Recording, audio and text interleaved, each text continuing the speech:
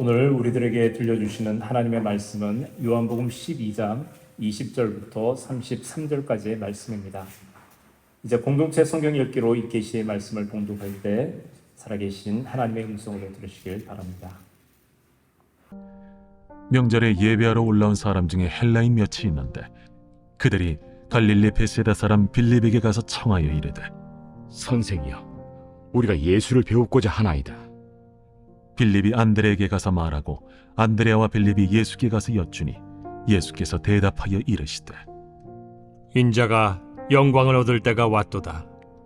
내가 진실로 진실로 너희에게 이르노니 한 알의 밀이 땅에 떨어져 죽지 아니하면 한 알 그대로 있고 죽으면 많은 열매를 맺느니라. 자기의 생명을 사랑하는 자는 잃어버릴 것이요 이 세상에서 자기의 생명을 미워하는 자는 영생하도록 보존하리라. 사람이 나를 섬기려면 나를 따르라.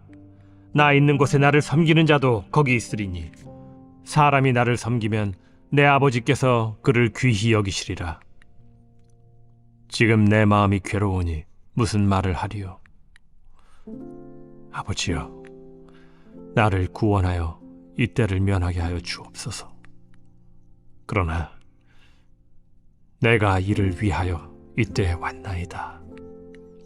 아버지여, 아버지의 이름을 영광스럽게 하옵소서. 이에 하늘에서 소리가 나서 이르되, 내가 이미 영광스럽게 하였고 또다시 영광스럽게 하리라. 곁에 서서 들은 무리는 천둥이 울었다고도 하며 또 어떤 이들은 천사가 그에게 말하였다고도 하니, 이 소리가 난 것은 나를 위한 것이 아니요 너희를 위한 것이니라. 이제 이 세상에 대한 심판이 이르렀으니 이 세상의 임금이 쫓겨나리라.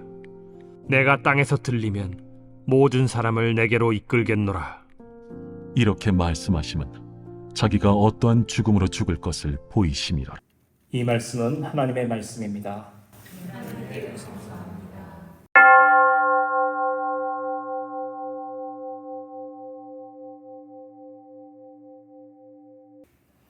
지난 주간 아침 운동을 나선 길에 산수유가 피어 있는 것을 보았습니다.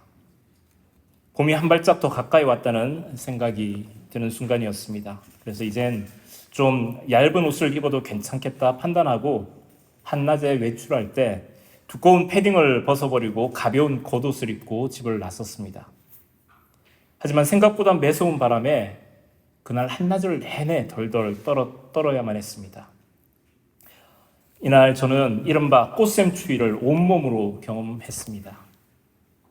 분명히 계절은 봄인데 날씨는 한겨울 못지않게 쌀쌀한 그 기상현상을 꽃샘 추위라고 합니다.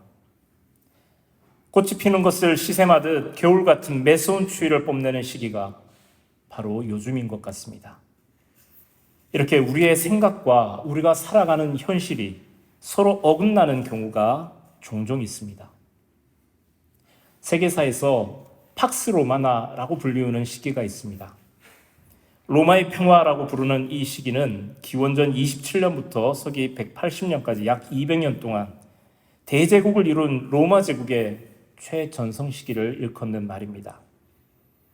어느 정도 영토 확장이 끝나고 큰 전쟁 없이 평화가 계속해서 이어졌기 때문에 붙여진 이름이라고 합니다.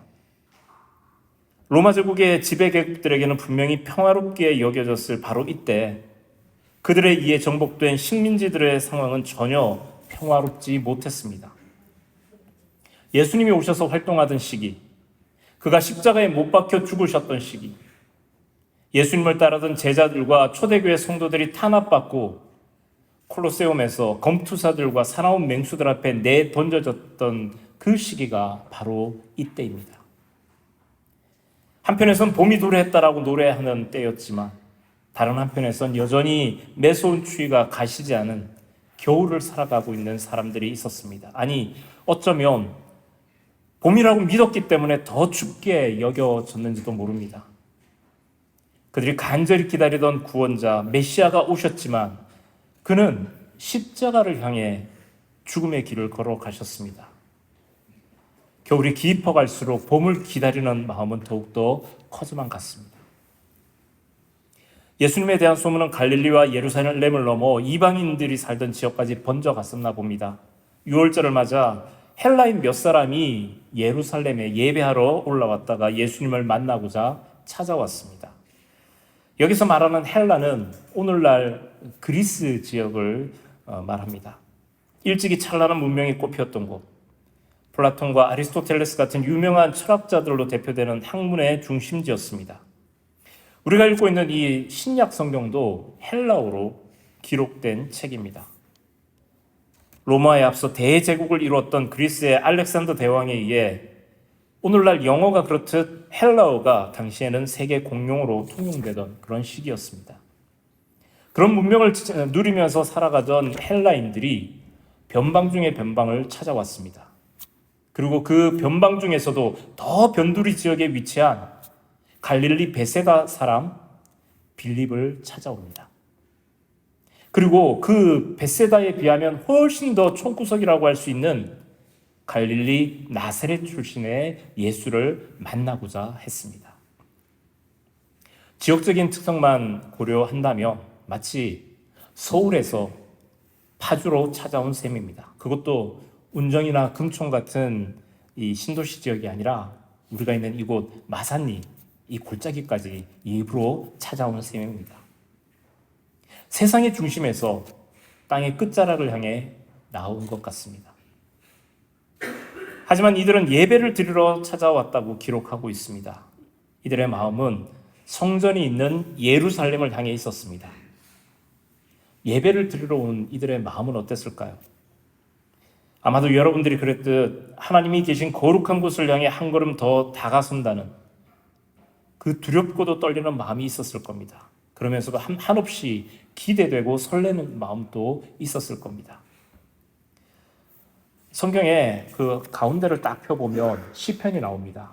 시편 120편부터 134편을 보면 소제목이 달려있는데 그 소제목 이름이 성전에 올라가는 노래라고 하는 제목이 달려 있습니다.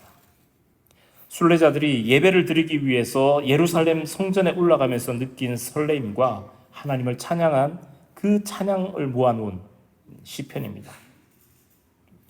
누군가는 벅찬 기쁨과 감사의 마음을 가지고 올라옵니다. 또 누군가는 걱정과 근심, 문제거리를 안고 무거운 마음으로 찾아 나오기도 했을 겁니다.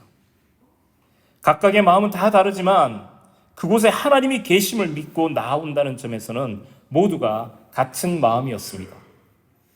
이렇듯 신앙적인 측면에서 본다면 하나님이 계신 곳이 곧 중심이라 할 수 있습니다.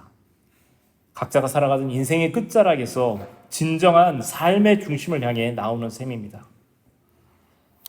헬라인들이 기대한 것이 무엇이었을까요?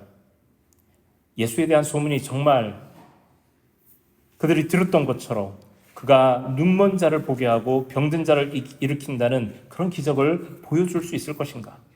그가 정말 메시아일까? 이런 궁금증들이 생겼을 겁니다.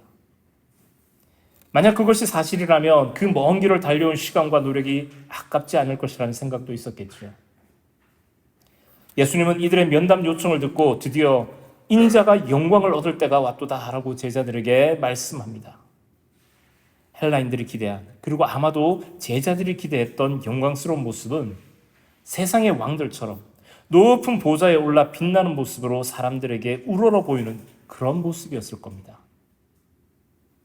하지만 예수님이 말씀하시는 영광은 그런 종류의 영광이 아니었습니다.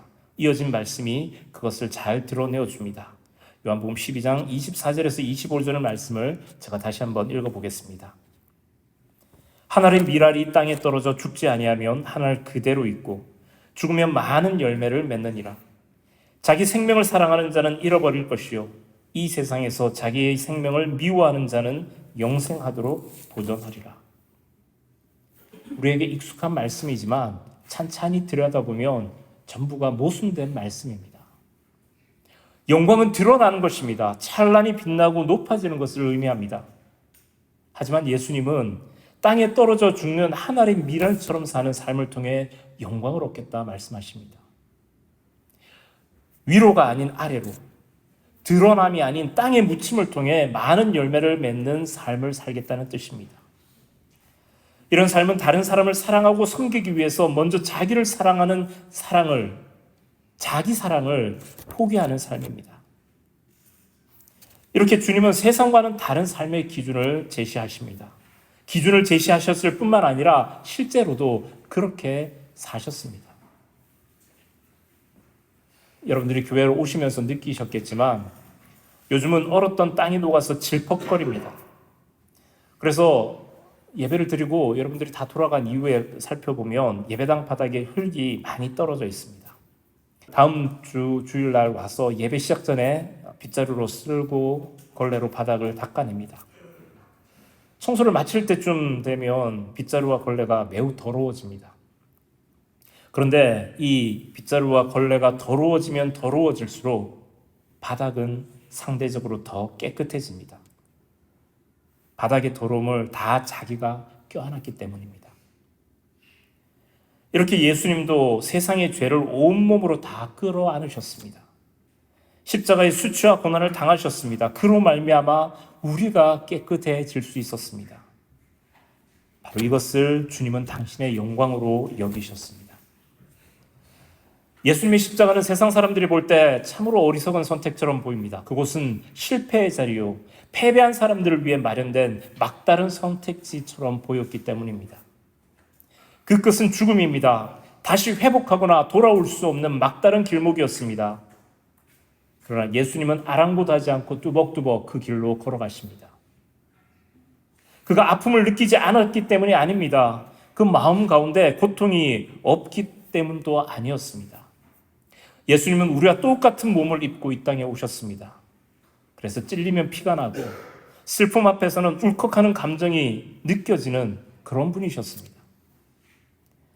그래서 십자가를 앞에 두고 예수님의 솔직한 심정은 두려워도 하셨고 망설임도 있었습니다. 27절 말씀을 한번 보십시오. 지금 내 마음이 괴로우니 무슨 말을 하리요? 아버지여, 나를 구원하여 이 때를 면하게 하여 주옵소서.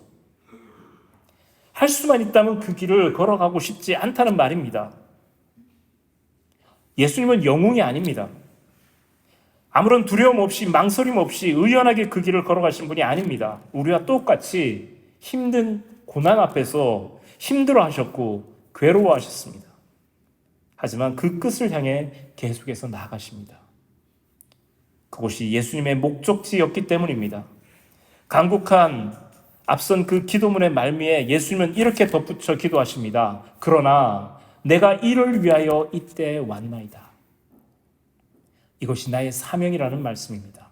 십자가를 지기 위해 이 땅에 오셨다 말씀하십니다. 그런 의미에서 예수님의 십자가는 끝이 아닙니다. 막다른 길목도 아닙니다. 패배의 자리가 아닙니다. 그곳은 결승점이요, 승리의 자리였습니다. 죽음을 넘어선 생명과 부활이 시작되는 새로운 출발선상이었습니다. 주님은 오늘 주님을 따르기 위해 이 자리에 모인 우리 모두에게도 나를 따르라 말씀하십니다. 예수님이 먼저 걸어가신 그 길을 따라오라고 명령하십니다. 그 길을 함께 걸으시겠습니까? 예수님처럼 자기보다 다른 일을 위해 섬기는 삶을 살아가시겠습니까? 우리 중에 누구도 선뜻 예, 그렇게 하겠습니다, 주님. 주님을 따르겠습니다 라고 대답할 수 없을지 모릅니다. 예수님의 제자들 12사도들을 조차 처음부터 그러진 못했습니다. 애시당초 우리에겐 그럴 만한 힘도, 그런 삶을 살아갈 용기도 없을지 모릅니다. 하나님을 떠난 우리에게 원래 소망이란 없는 존재들입니다. 그런 상황을 역전시킬 만한 계획이나 능력조차 우리에겐 없습니다. 아무것도 할 수 없는, 우리 구원을 위해서 우리가 할 수 있는 일이란 아무것도 할 수 없는 무능력한 존재가 바로 우리들입니다. 그렇다면 우리에게 남아있는 것은 무엇일까요? 소망이 없는 우리에겐 소망의 주이신 예수 그리스도가 있습니다.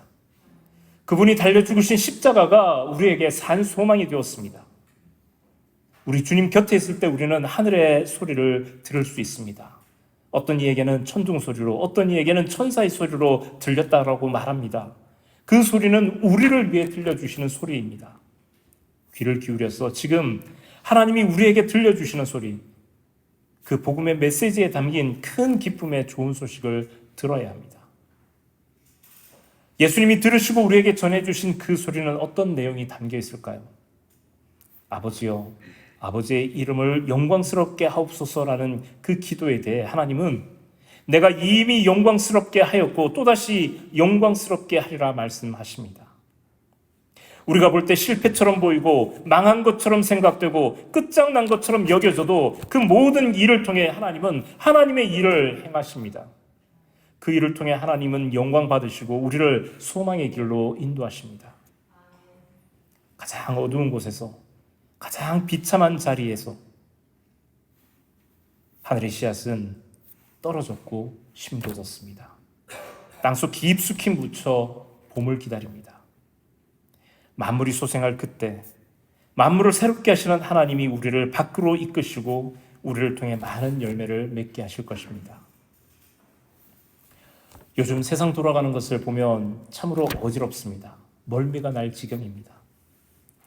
이 멀미가 난다는 현상은 몸이 느끼는 실제의 움직임과 내가 바라보는 시각을 통한, 다시 말해서 내 감각을 통해 바라보는 것, 그 둘 사이에 격차가 있기 때문에 발생합니다. 즉 몸과 생각이 서로 따로따로 놀 때 멀미가 일어날 수 있습니다. 차를 타고 당하는 멀미는 내가 차량을 운전하면 조금 예방할 수 있습니다. 하지만 우리 인생이나 우리가 살아가는 사회는 나 혼자서 끌고 갈 수 있는 그런 대상이 아니죠. 우리의 생각보다 훨씬 더 빠르게 우리의 예상과는 전혀 다른 방향으로 우리를 이끌고 가기 때문에 우리는 이 세상을 살아가면서 이 세상을 바라보면서 현기증을 느끼곤 합니다. 어떻게 하면 이런 현기증에서 벗어날 수 있을까요? 세상을 움직이시는 하나님의 차에 올라타는 겁니다.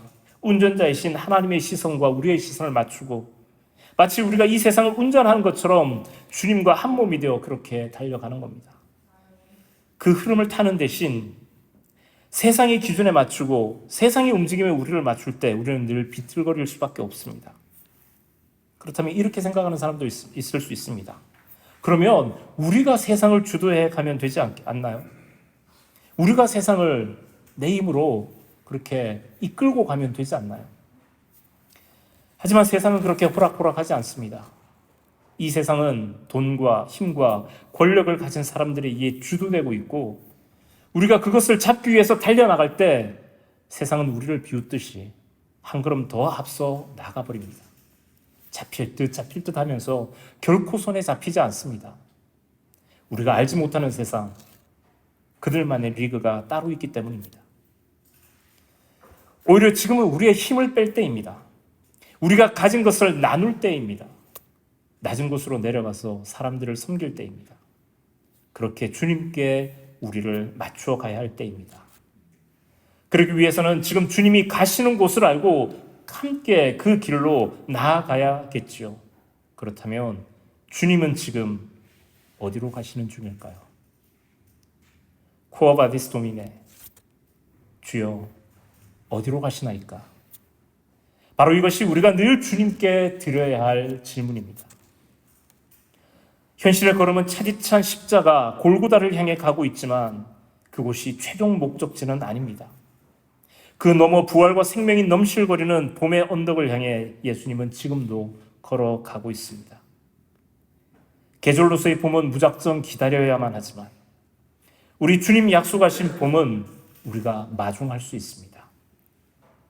주님의 뒤를 따라 십자가 고난을 짊어지고 자기를 부인하며 그렇게 모은 힘으로 따스한 마음으로 그 사랑의 온기로 세상을 향해서 이웃을 향해서 잊혀진 사람들을 향해서 나아갈 때 겨울을 이겨낸 새 봄은 이 세상 가장 어두운 그곳, 가장 차갑게 소외된 바로 그곳에서부터 다시 시작할 것입니다.